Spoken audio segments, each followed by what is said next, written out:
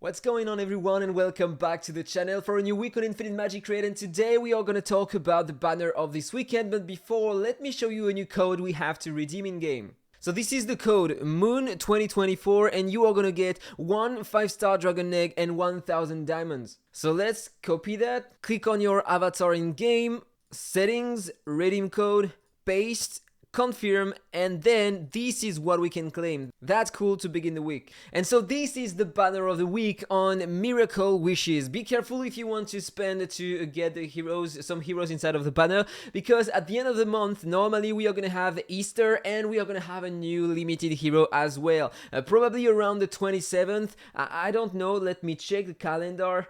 Yeah, probably the week between the 25th and the 31 of March, we are probably gonna have a new limited hero, so be careful. In fact, that's in 2 weeks. So, we are gonna have Adeline. This is a new one. We don't know anything yet about the hero, so maybe later today or tomorrow we are gonna have the kit of the hero, so we are gonna talk more in detail about him. Then we are gonna have a Popper. This is the return of Popper, and this is great for people who are planning to increase their power in PvP, because he is one of the best stun meta manipulator in the game.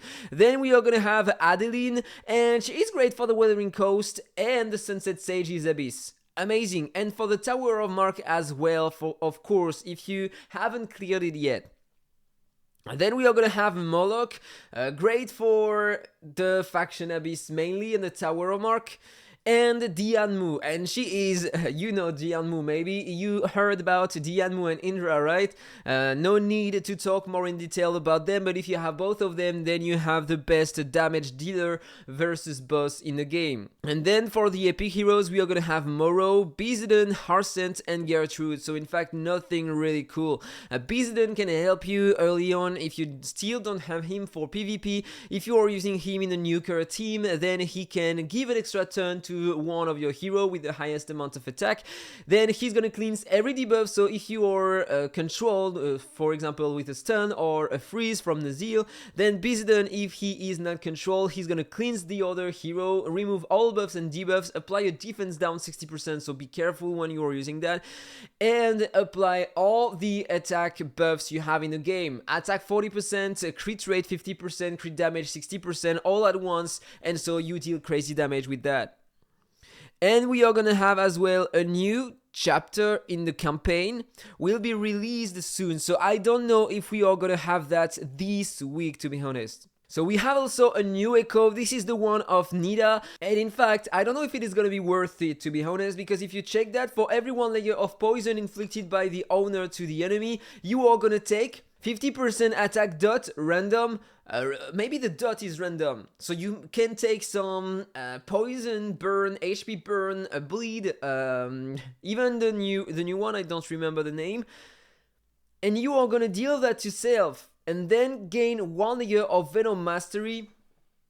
So it's not random on your team, it's the owner of the card is gonna take the dot damage. So if you are using Nita, she is immune to dot damage, so it's cool if you're using that on her. But Walter is immune only to poison, so in fact she is the only one that can use that echo. So maybe she's gonna have more damage and start doing great again, even versus Sun Wukong in PvP, because Sun Wukong nullifies almost all the mastery damage you are gonna inflict to him, but then you are also gonna have some more damage thanks to that echo. You are also gonna gain 1 layer of Venom Mastery for 2 turns, up to 12 layers, and each layer is gonna increase your poison damage dealt by 2.7%. But this is when you have the 5 stars, so maybe it's gonna be something around the 1.2%, something like that, even if you don't have any star at all. And when the layers of Venom Mastery reach the upper limit, so when you have 12 layers on the target, if an enemy takes damage triggering poison, the enemy will additionally take 96% attack poison damage from the owner. So then it starts to be nice, but if you're willing to use that in PvP, remember that if you want to inflict that amount of damage, you need 12 layers on the target. So if you are using that only with Nita, you need to inflict 12 poisons during the fight with Nita only on the target. it can work, but be careful, you are gonna need to be at least a bit tanky to survive multiple turns before being able to kill Sun Wukong in PvP. But at least for PvE, it's gonna help you to deal more damage to bosses and waves, and that's cool. So I don't care about that echo, I'm just gonna replace my wishes to get some more echoes to prepare for the next one, but I'm not gonna summon for that one, because in my opinion, it is clearly not game changer. After all, I'm not using Nita in PvE or in PvP at the moment. Yes, I'm not using her currently. So if you want to know my teams now in PvP, you have Popper inside of it, and I'm able to get maybe what today 98% win rate in PvP in auto using my team with Popper. So let me show that to you. This is the team. Okay, I have many limited heroes inside, but this is to show you the goal using Popper. He's gonna reduce a lot the turn meta of all enemies. Look at that. And if another hero in your team acts first, he is gonna be able to play 2 times. So use first the first active skill to remove 1 buff from enemies, and then use the ultimate to reduce their defense, tenacity, and the turn meta. It's just gonna depend on the heroes you are gonna use. You can use some heroes such as Nita instead of my Melkio, but Nita is just not gonna work versus Sun Wukong, so you can still use that versus other teams. Then you have Adeline, and I'm gonna do my fights there in the Wuthering Coast. So this is the team I am gonna use. Where is my HP burning team? There. So this is my HP burning team. We are Monday, I am Diamond 3 only, and I have Adeline Exclusive 3. The Exclusive 3 is gonna change many things. I made a video in the past, and if you are curious to know the difference between exclusives, you can watch that video. You could be surprised how much damage she gets with all the exclusives on her. So of course there is also Mamelo, there is Nereid to increase my damage as well, and there is Anhijin to deal a bit more, and I have some turn meta increase and speed up on my heroes as well. So this is my score with my HP burning team at the moment. I can do better than that, but I don't have crazy stats on heroes for now, so I have to focus on that in the future, but that's pretty cool so far. And then of course you have also my team with Dianmu inside, and this is the biggest team to deal damage today versus bosses, okay? You have Dianmu and Indrah, and then everything to increase their damage, in fact the damage of Indrah, and Little Jack is there for that because you deal damage based on your mastery, so the more the mastery the better, and Little Jack can share some mastery with others when he is exclusive too. And then Lydia is increasing the damage of the team and reducing my cooldown, and so I can use more often the skills of Dianmu to put some lightnings on the boss, and so Indrah is gonna deal crazy damage then. I'm using Jack and Roll inside of the team. It's better to do that in manual, but I worked on my team in auto, and this is the score I can get using that team with the power of Sagacity buff on the boss in the Wuthering Coast. So I'm close to 10 billion.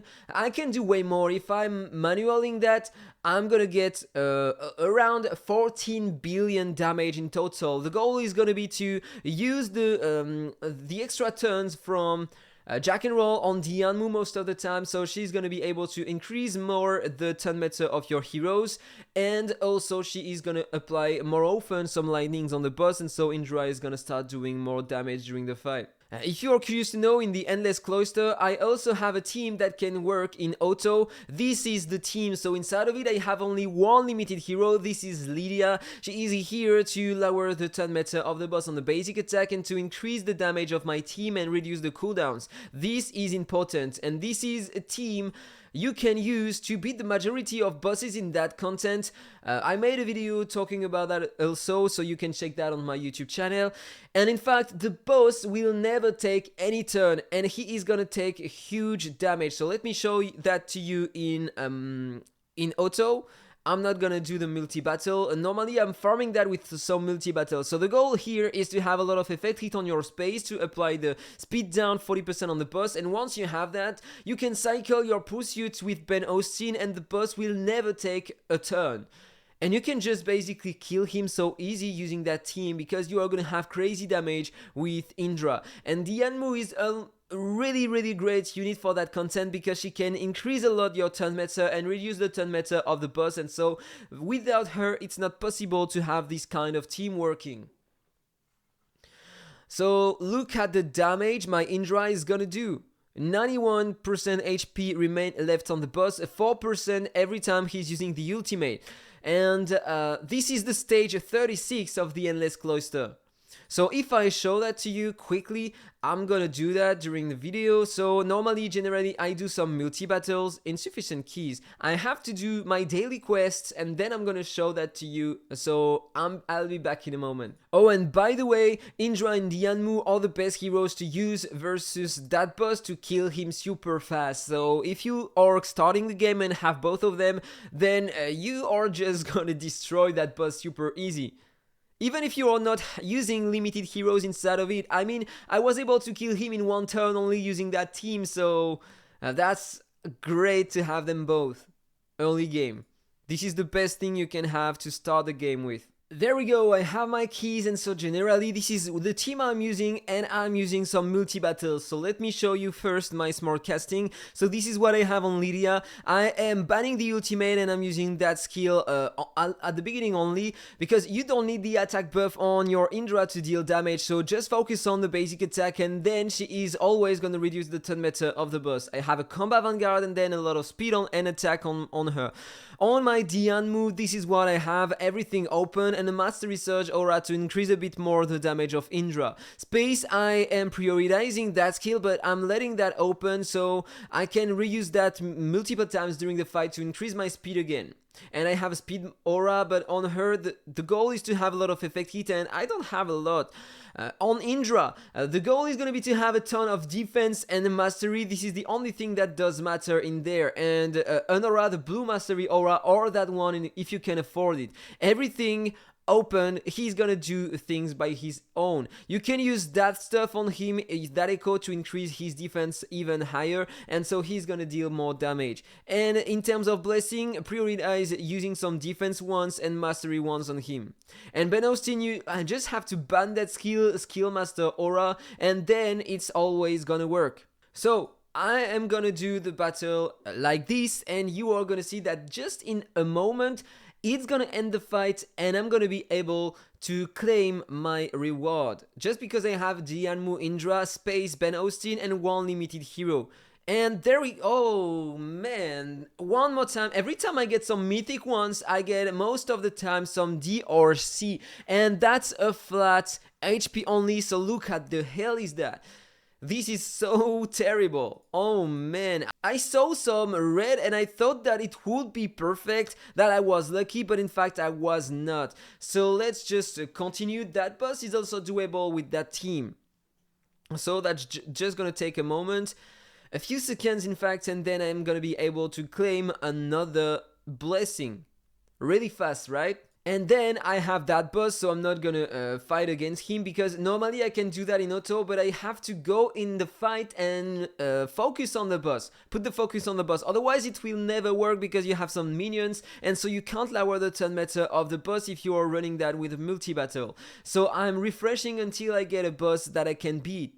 And there we go, another one. Okay, that's only a really bad one to get some hypnotized. That one is doable as well with that team. So let's do it and see what I get. And a blue D, effect resistance plus 2%. This is a huge the difference you have between rare ones, elite ones, sorry, and mythic ones. That one is doable. I did it previously. Another green one, that sucks. Okay, I'm close to get the mythic one, so we are gonna check what do I get that week. 5 more to go only, so this is super fast, and I'm doing that every day, only farming the stage 36, but so far I had maybe 1 or 2 good ones, but I've been farming that during more than 1 month now. That one is also doable. But you need crazy stats because he is healing a lot, because during the fight you are gonna kill the minions, but he has the taunt, so you are forced to target him, and this is why it does work with some multi-battles. Another green one, and I have a purple one with the D rank. This is crazy, this is such a bad one. 2.5%. If it was an A or an S, I would have around 10%. And I got a legendary one, but C only. That sucks. A bleeding damage bonus 3.1%. It can still help a bit, but it sucks in the end. So let's check what do I get there in the chest.